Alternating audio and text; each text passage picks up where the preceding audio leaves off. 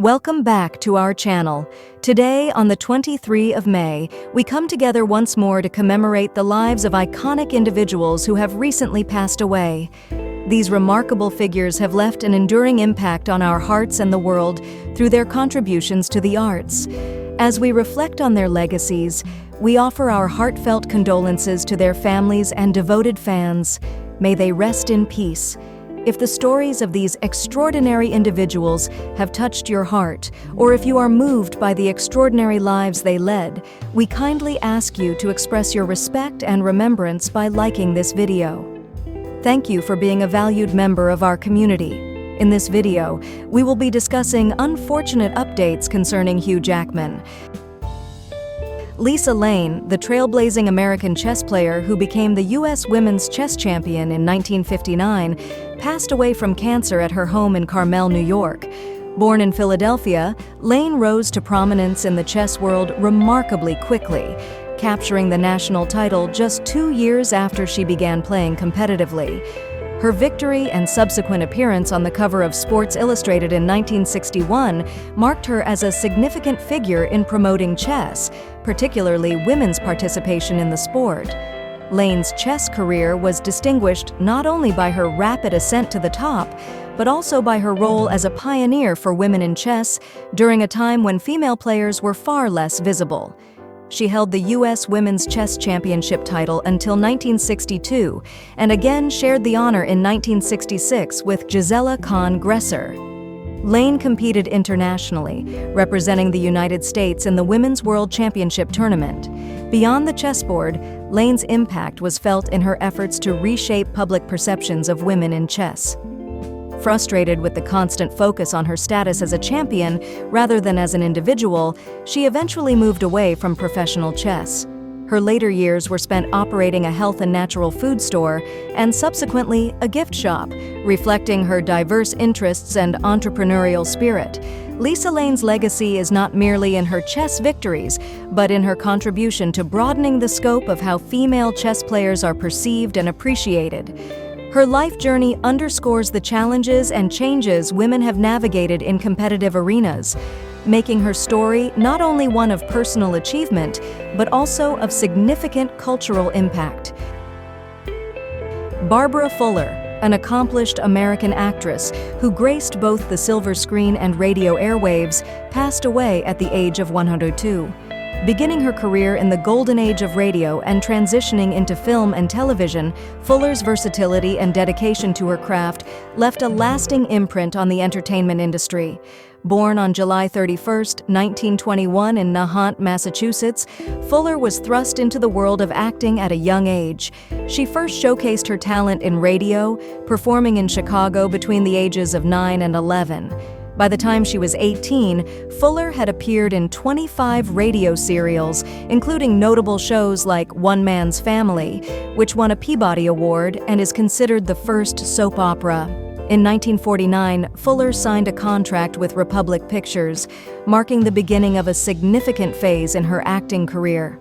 She appeared in several B-movies throughout the 1950s, changing her hair color from platinum to brunette, adapting her appearance to fit various roles. Noteworthy films included The Red Menace, where she portrayed Molly O'Flaherty, and Lonely Heart Bandits. Her film career extended into the late 1960s and early 1970s, with roles in How Sweet It Is and The Roommates. Fuller's television career was equally prolific, with appearances in a multitude of series from Adventures of Superman in 1953 to Daniel Boone in 1970. Her roles in Perry Mason and My Three Sons are particularly memorable, showcasing her adaptability and depth as an actress. Off-screen, Fuller's life was as vibrant as her career. She was once married to Western film star Lash LaRue, though their union was brief. Her longevity and continued engagement with acting into her later years highlighted her passion for storytelling and her commitment to entertainment.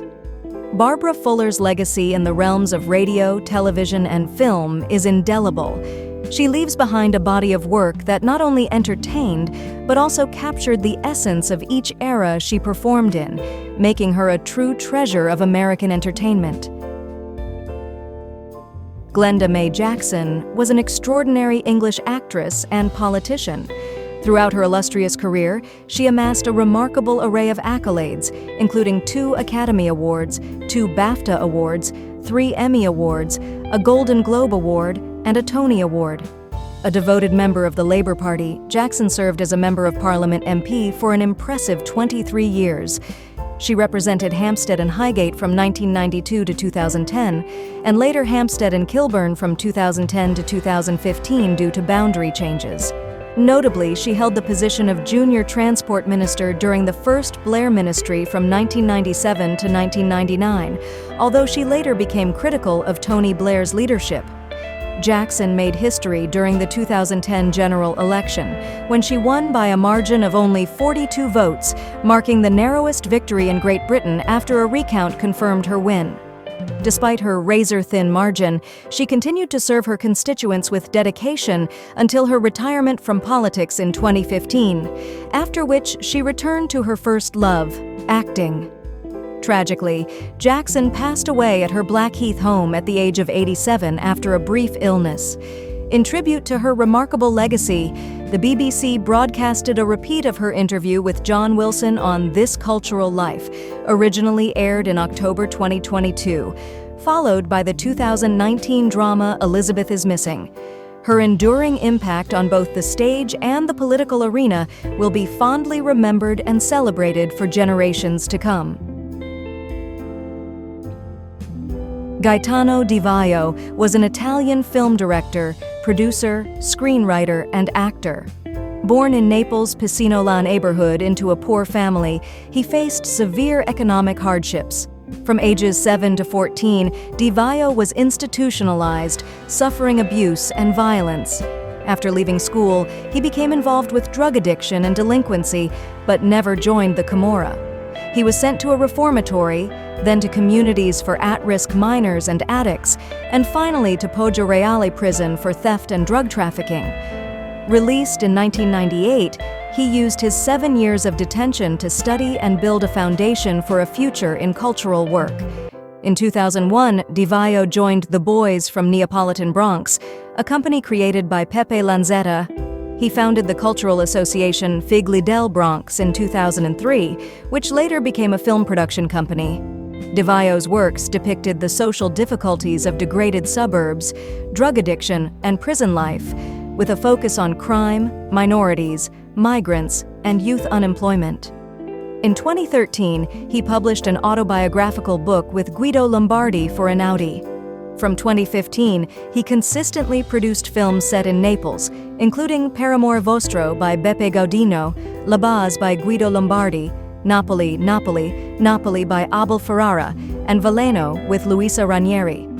In 2023, Di Vaio, along with Giovanni Calvino, Giovanni Parisi, Giovanna Crispino, Samantha Cito, and Kimberly Olsen, produced Sada Coperta, Simona Coccazza's debut film, which won the Ferzetti Award at Biffin's 2024 with Antonio Foletto as Best Lead Actor. On May 16, 2024, Di Vaio was severely injured in a scooter accident in Qualiano. He passed away on May 22 at San Giuliano Hospital in Giuliano, Campania, due to his injuries. John Kerner, a pivotal figure in the American folk blues revival, passed away at the age of 85 on May 18 in Minneapolis, Minnesota, due to bile duct cancer. Born in Rochester, New York, Kerner's journey into music began during his university years, though it was his partnership with Dave Ray and Tony Glover and Kerner, Ray, and Glover that solidified his impact on the music scene. Their album Blues, Rags, and Hollers became a cornerstone of the 1960s folk boom, influencing icons like Bob Dylan and the Beatles, and even catching the ear of John Lennon and David Bowie. Kerner's approach to music was revolutionary. He was known for his authentic and innovative style, choosing to steal from old blues to create something distinctly his own, rather than merely imitating. This approach earned him a unique place in the pantheon of American music, revered for his originality and his powerful, gravelly voice that seemed to embody the spirit of traditional blues and folk music. Beyond his recordings, Kerner was a mentor to many, including Bob Dylan, sharing not only stages but his deep knowledge of folk and blues music. His influence extended overseas during his time in Denmark, where he further explored and expanded the boundaries of folk music. Kerner's legacy is not just in the music he made, but in the authenticity and passion he brought to it. He lived a life dedicated to the craft of storytelling through music, impacting listeners and fellow musicians alike. His contributions to the folk blues genre have left an indelible mark, ensuring his place as not just a musician, but as a true connoisseur of American music. Peter White was an American actor known for his extensive work in theater, film, and television. Born in New York City, White pursued acting at the Yale School of Drama, which laid the foundation for his successful career. White garnered critical acclaim in 1968 for his portrayal of Alan McCarthy in the off-Broadway production of The Boys in the Band. He reprised this role in the 1970 film adaptation directed by William Friedkin. The opportunity to join the Boys in the Band came while he was touring with Myrna Loy in Barefoot in the Park. Initially hesitant due to the controversial nature of the play, White was encouraged by Loy to take the risk, a decision that significantly impacted his career. White played the director of Central Intelligence, John A. McCone, in the 2000 film 13 Days, which added to his repertoire of notable roles. In the 1970s, White began a 3-decade-long stint as Link Tyler on the daytime soap opera All My Children. His work in soap operas extended into the 1980s with appearances on popular nighttime series such as Dallas, Knots Landing, and Falcon Crest. His television career included guest roles on The Feather and Father Gang, Ally McBeal, Heart to Heart, The West Wing, and The Colbys. Australian actor Hugh Jackman recently provided a significant update on his health journey through an Instagram post, sharing the uplifting news that his recent skin cancer tests have returned negative results. Grateful for the outpouring of love and support from his fans, Jackman underscored the critical importance of maintaining vigilance in sun protection practices. Despite the relief of receiving a clean bill of health, he stressed the necessity for everyone to prioritize their skin's well-being by consistently using sunscreen with a high SPF, irrespective of the season. This message holds personal significance for Jackman, who has previously undergone treatment for basal cell carcinoma, a form of skin cancer commonly associated with sun exposure. Recognized for his iconic performances in blockbuster movies like the X-Men series, Les Miserables, and The Greatest Showman, Jackman's transparency about his health journey serves as a poignant reminder of the prevalence of skin cancer and the imperative of proactive measures.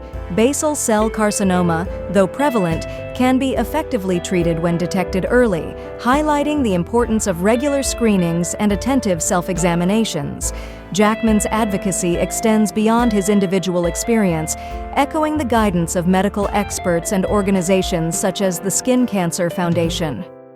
Dr. Arif Kamal from the American Cancer Society draws attention to the concerning rise of melanoma in unexpected areas, emphasizing the significance of comprehensive skin assessments.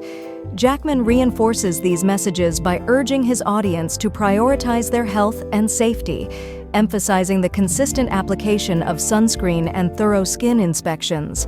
Aligned with recommendations from the American Academy of Dermatology, Jackman emphasizes the ABCDE method for evaluating suspicious spots and seeking professional evaluation when necessary. His impassioned plea for sun safety reflects a genuine concern for his audience's well-being, highlighting the crucial act of sunscreen application to avert potential risks. Jackman's communication serves as a poignant reminder of the significance of skin health and the proactive measures in preventing skin cancer. By sharing his personal journey and advocating for sun safety, he empowers his audience to prioritize their well-being and take proactive steps to safeguard their skin. Concluding with a lighthearted reminder to apply sunscreen for a safe and enjoyable time outdoors, Jackman's message resonates as a heartfelt call to action for skin health awareness.